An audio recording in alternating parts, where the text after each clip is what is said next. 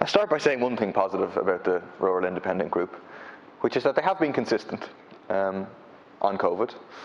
Consistently wrong, in my opinion, but consistent nonetheless. At every single point of the COVID crisis, they've been for opening up, letting COVID rip, and they've consistently downplayed the dangers that this pandemic presents. What they wanted was implemented in November of last year, when we reopened in December, indoor hospitality and dining. Obviously, it's the government that bears the responsibility for that. There's plenty of government backbenchers who, in reality, had and continue to have exactly the same position as the Rural Independent Group. And over 1,000 people died in January as a result of that decision. That's the truth. Over 1,000 people died in February as a result of that decision. That's the truth. There's no accountability for any of that. We're all supposed to say we move on. The fact that all the opposition parties, apart from the Socialist Left, went along with it, we just move on and forget about that, and we repeat the same mistakes again. But in fairness, they're consistent. They want to open up again now. Their motion calls to reopen indoor and outdoor hospitality right now. It presents that as if that's the alternative to the discriminatory measure which the government is proposing. That isn't the alternative. I'm against the discrimination that the government is proposing. I think it's a very bad idea. It's a particularly bad idea to rush it in the final week of the Dáil. Such a measure which has such implications in terms of health surveillance, data protection, etc. I'm against it. But the alternative is not to say, oh, we just allow everybody who's vaccinated or unvaccinated inside to hospitality. It's to recognise the public health facts and the reality that it's not safe to reopen indoor dining and hospitality at this point in time. You know, we have had media chock-a-block full for a couple of months at this point in time, hearing non-stop from the lobbyists on behalf of the pubs and restaurants. We haven't heard very much in the way of nurses talking about the impact of COVID, and we haven't heard anything from the workers expected to go in who won't be vaccinated, expected to go in and work in unsafe settings. And I have all the sympathy in the world for the pubs and restaurants being faced with a horrific situation of being closed for over a year in many cases. But the truth is, it's simply not safe. It's not safe for the workers. It's not safe for the wider public. The impact, if we do what they're asking now, would be hundreds more, possibly thousands more unnecessary deaths. At the moment, we're on one of the two central kind of projections of NEFIT. If we were to just reopen and let it rip, which is what this motion suggests, we'd probably go to 1,500 or more deaths, the impact of long COVID, etc. So the alternative is to follow the public health advice, to put public health first rather than private profit, and then to say we're going to support properly small businesses who need it.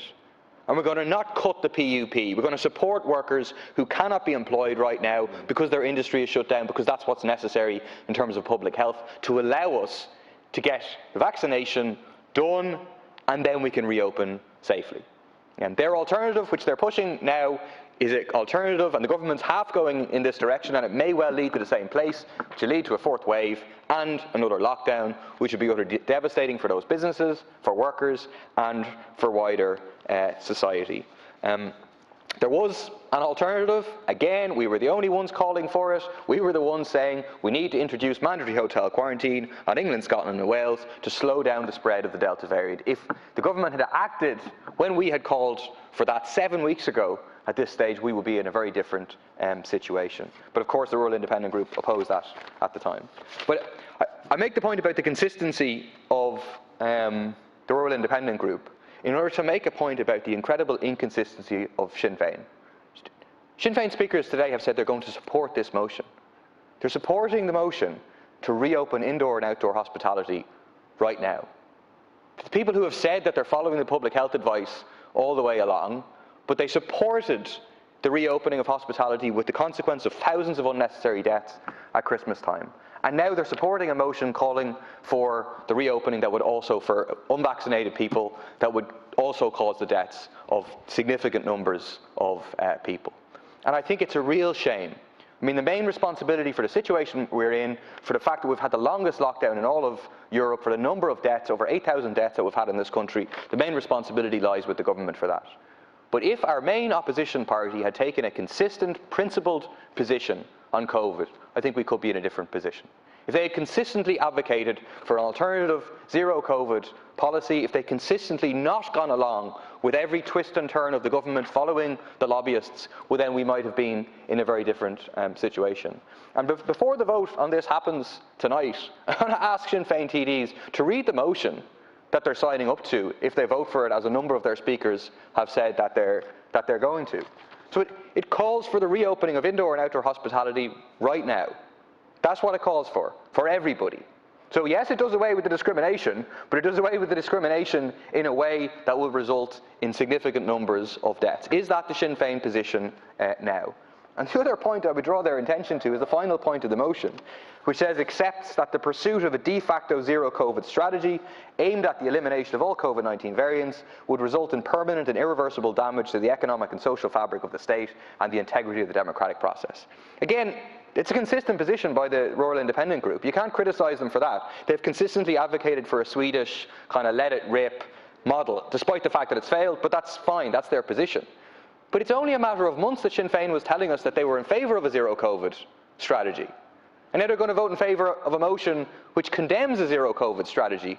Which is it? If they had adopted a consistent position along the line, we could be in a very different position today. And I would make the point in defence of a zero COVID strategy. Obviously, it's not going to happen now. Obviously, the route to reopening is going to happen through vaccination.